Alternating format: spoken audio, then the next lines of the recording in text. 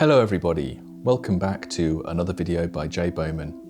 Today I'm looking again at one of my favourite synths, which is the EssenceFM by Kodamo. It's the Mark II version I have here. And if you're a frequent viewer of this channel, you'll know that for some time I've had a quest to try and find the ultimate portable FM synthesizer, which I can take away with me when I'm away from the studio and do some patching, do some sound design and have fun with, in as small and self-contained yet powerful package as possible. And there's a number of candidates that I've explored for this category. This one here is the Liven XFM, which is a very nice sounding FM synth and groove box. I've never really got to grips with the sequencer and the user interface of this synth, so I haven't given it the attention that it deserves. But I think on a future trip, I might try and really dig into this and see what I can get out of it. But I didn't take this one away with me this time. My most recent previous trip, I took away this synth, which is the OPL Studio by Cheerful Electronics, in combination with my MPC Live 2, and I was sequencing the OPL Studio from the MPC Live 2, and I did a video on that experience because I did quite like that. The sound of the OPL Studio is great. It's got the old Yamaha OPL 3 chip, or two of them I should say, in it. I like the user interface, so there's a lot to be said for that combination. It's slightly ungainly in that it's two boxes rather than one, and that's the main reason why I didn't take it away with me this time. I could have taken away the MPC Live 2 by itself and used the OPX4 plugin synth, which I have purchased for the MPC Live 2. In many ways that would be the ideal solution. It's one box, it's a powerful sequencer with the MPC Live 2. It's battery powered, it's got a built-in speaker. Yeah, unfortunately, I don't like the sound of OPX4 and I don't like the user interface. Apart from that, it's perfect. So I didn't take the MPC Live 2 with me. There's this option here as well. This synth is another beautiful sounding old Yamaha chip synth, which is the DAFM Genesis from Casa Synths.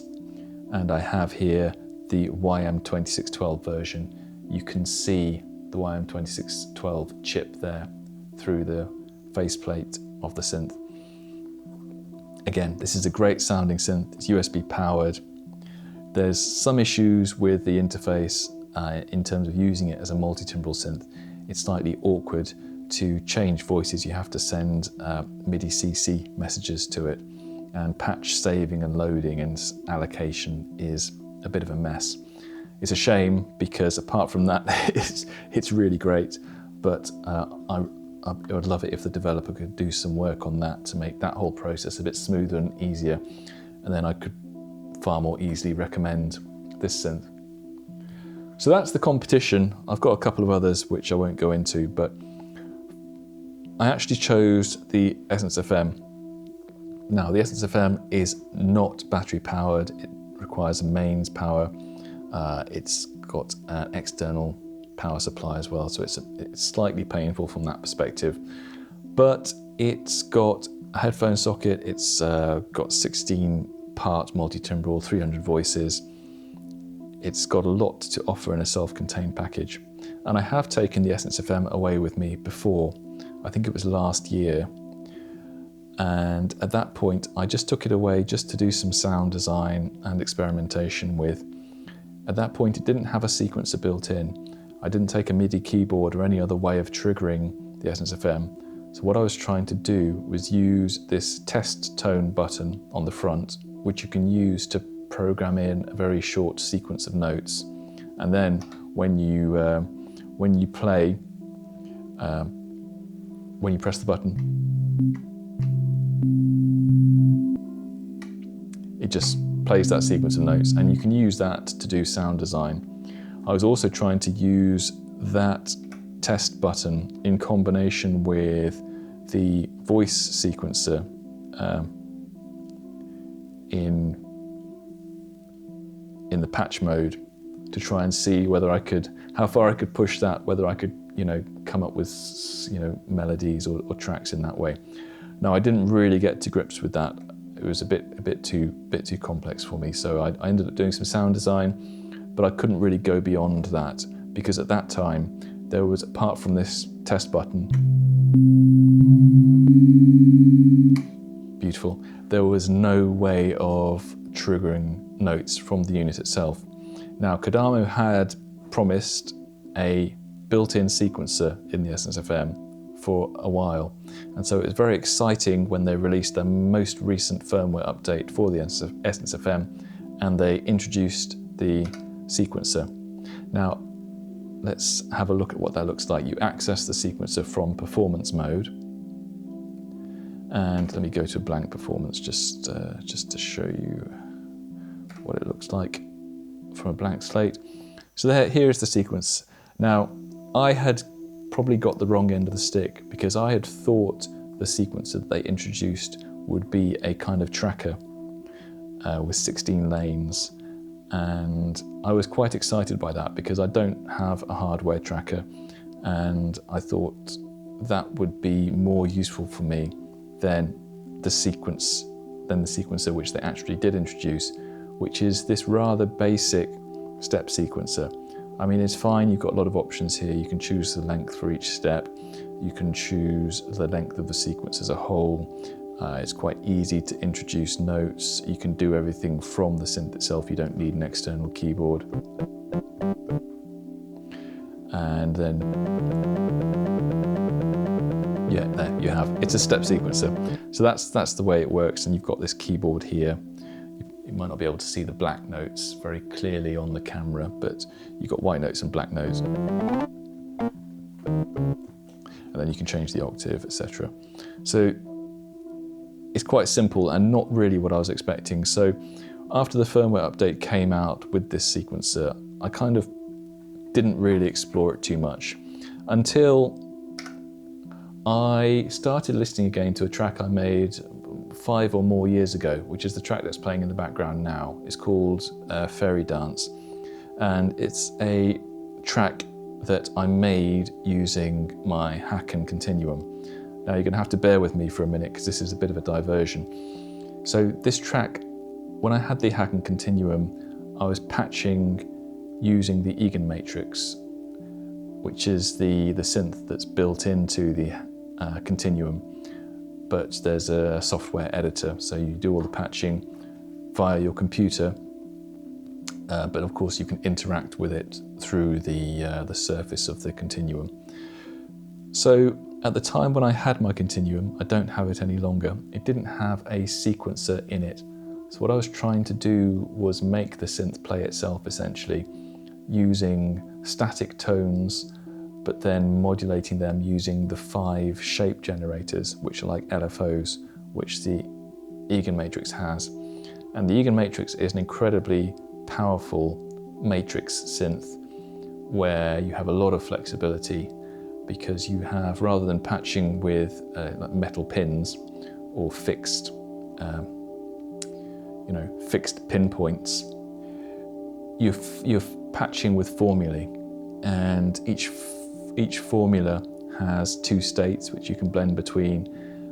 It can be impacted by other formulae. It's a really, really, really mind-blowing synth in some ways, and I really enjoyed playing with it to try and push it in this direction, which is not necessarily, I think, how the creator intended it to be used, maybe in conjunction with the Continuum, but I found that far more inspirational than step sequences, because over the years I've had a lot of synths with step sequences, and I've just never particularly got on with them. I just find them they kind of trap you in a loop. Whereas what I want to do is try and explore limitations in a different way.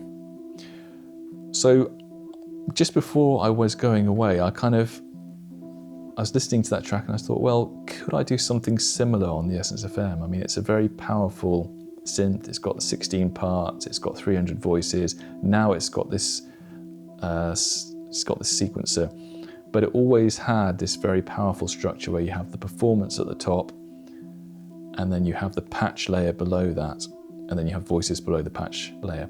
But the patch layer itself is very powerful because you have not only the voice sequencer, which I've shown already in this video, but you also have other options. So what I came up with, and I'll play you now on my week away, so every day I try and come up with a different kind of generative patch using what I call a one-step sequence. So let me just play that for you and you can hear how it sounds, and then we can talk about it a bit.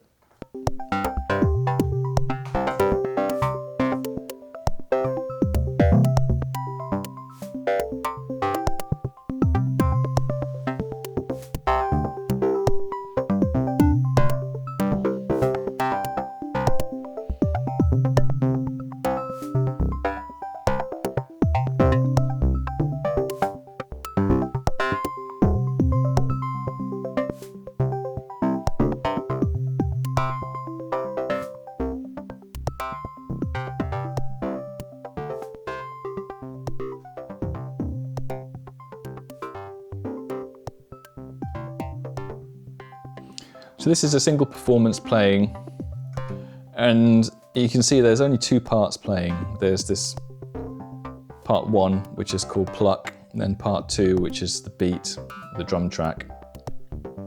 And if I go into the sequence,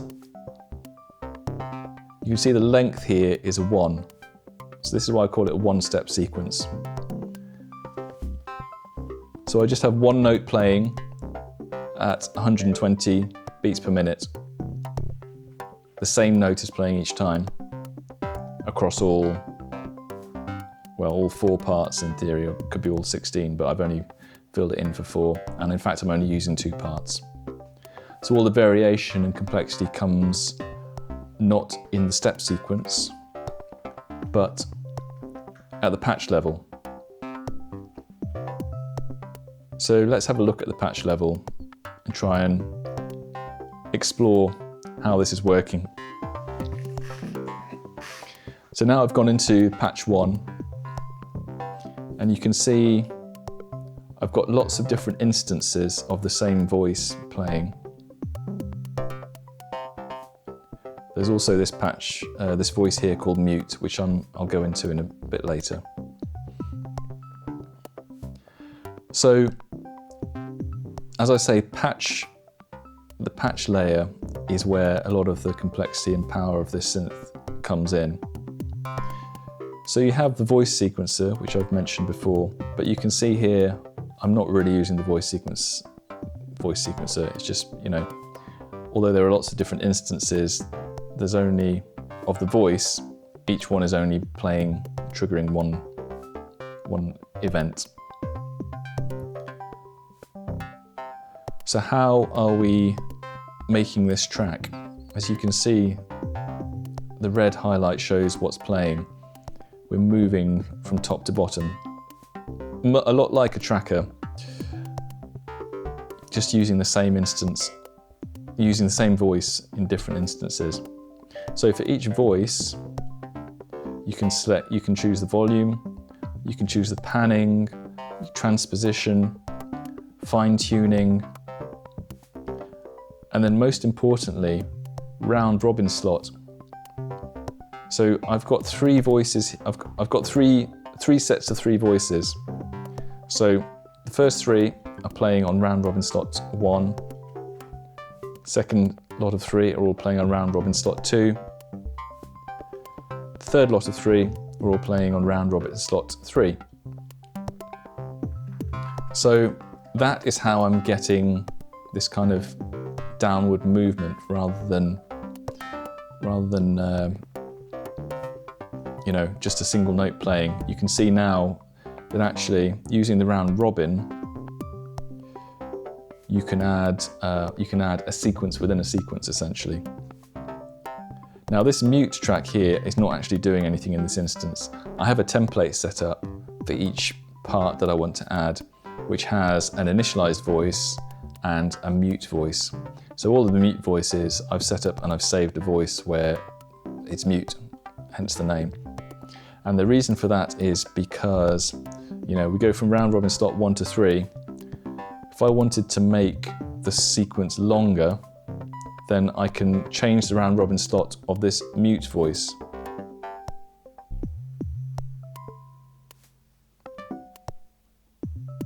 So you see, that changes the length of the sequence. And the maximum length of the round robin sequence is 32. But actually, it's not doing anything. I could remove it in theory.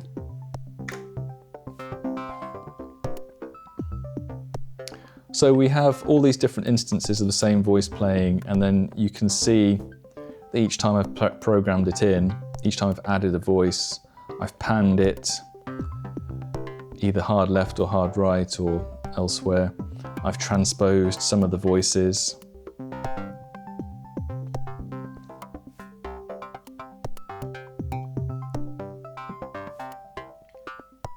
So that's adding some of the movement, some of the variation. So again, this is coming at the patch level, not at the voice level, because the voice is what it is, the patch level is telling it, transpose it up there, play it there, etc. Let's look in the voice. Again, these are all just instances of the same voice. So let's look at that just to have a very brief look at one of the techniques that I'm using to generate this kind of sound. So yeah, we've got operators 1 and 2 are both carriers. Everything else is either modulating those voices or is muted. So operator 1, I'm using LFO amplitude modulation. So LFO amplitude modulation always comes from LFO1 rather than LFO2. And here you can see that I've got a square wave which I've taken and modified. Now I have done a video on using the wave editor, so if you watch that video you can work out how I've done that.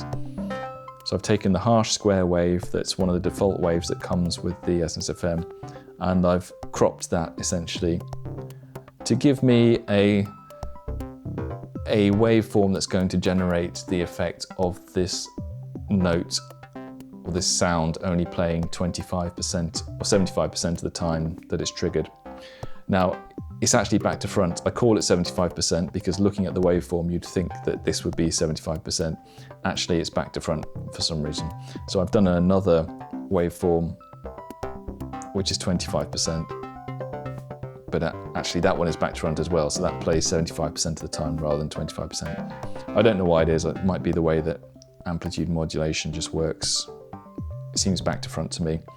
But anyway, you can see using that waveform with a random trigger, there's no speed, it's just every time a MIDI note is triggered, it's deciding whether or not operator 1 will actually sound or not. So that's one of the techniques I've used to try and get this generative type of random sound. I've also gone into the mod matrix and I've used all 8 slots, and I'm using random number generators to modulate all kinds of things to make it more organic, make the sound more organic, less static. And I'm not going to go into each of these, but you can see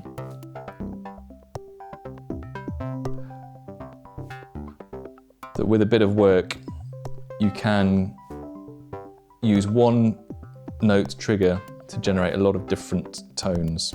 That's one of the beauties of FM.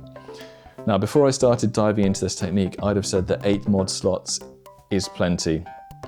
But actually, as soon as you start trying to get into this kind of generative sound, the more mod slots you have, the better. And, you know, I could on the Eagenmatrix, for example, you had 22, I think, user formulae that you could use, make yourself.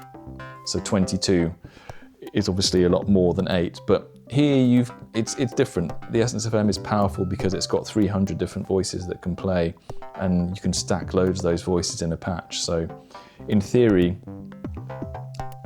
if I wanted more modulation, I could just make a new pluck, let's call it a new patch, let's call it a new voice, I should say, let's call it pluck 1, set up different 8 mod slots, subtly different, and then I could do it that way. So there are workarounds, but yeah, as soon as you start trying to get into that kind of territory, 8 mod slots gets used up very quickly.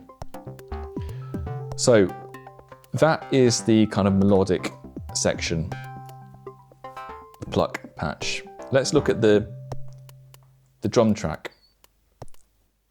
Yes, let's look at this beat section, this drum track. So here you can see, similar to how the melodic section was laid out, I have the kicks.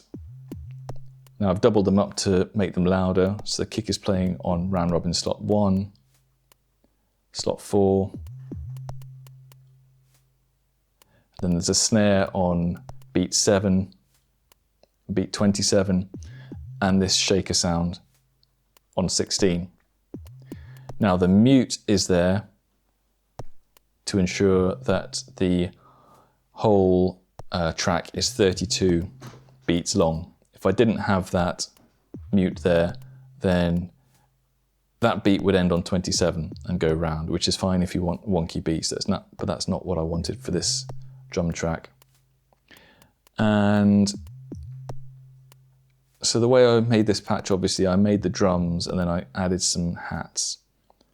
So again, the hats, very simple sound, but again, if I go into the mod section, you can see that there's amplitude modulation there, and no surprise, if I go into LFO1, you can see I'm using this 25%. It says 75%, but actually the way it operates is back to front, so it's only playing this sound 25% of the time, or 1 in 4 of the times that it's actually triggered. So that is what all these hats are doing. So they're every 2 beats, so 2, 4, 6, 8, etc. But they're only playing every 1 in 4 times. So that is the technique that I'm exploring. Now this is, as I say, it's quite a simple performance because there's only 2 parts. But with those 2 parts, which are relying on the patch mode, which is very powerful in the EssenceFM, you can generate a lot of variety and interest. Now this sound reminds me in some ways of the stuff I hear some people coming up with on the Digatone. I've never used the Digatone, but I imagine that the way this is sequenced is very different to the way the Digatone is sequenced. Maybe not.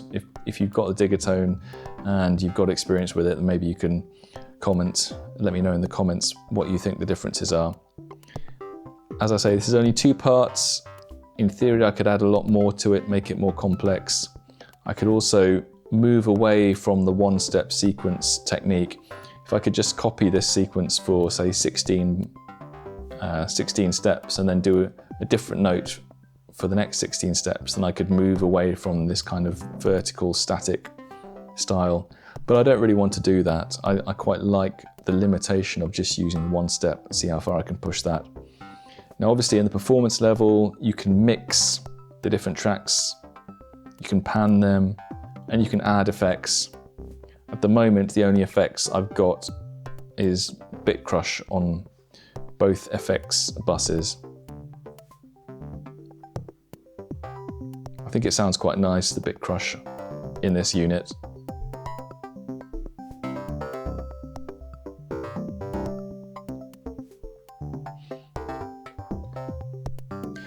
The other thing I'll say is that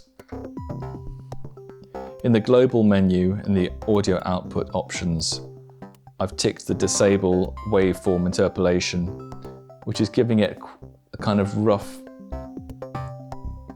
character to the sound. If I untick that option,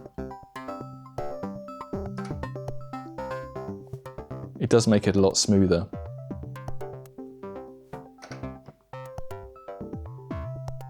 I don't know if that's going to come across on YouTube. It's quite a subtle difference, but I have found that I prefer that kind of rough sound with that option ticked. So hopefully this has been an interesting video. I didn't want to take too long. I can't say I've got to the bottom or mastered this technique so far, but hopefully if you're watching this, then that might give you some inspiration, ways to explore and use the EssenceFM as a standalone unit. It's a very powerful unit. As I say, it's got 300 voices, it's got a lot of potential, and it's quite nice just to see how much you can get out of the synth on its own without even a keyboard or external MIDI controller. And I think it can come up with some nice sounding results. So if you've made it this far, thank you very much for watching. Please give me a like and a subscribe, and I will catch you on the next video. Goodbye.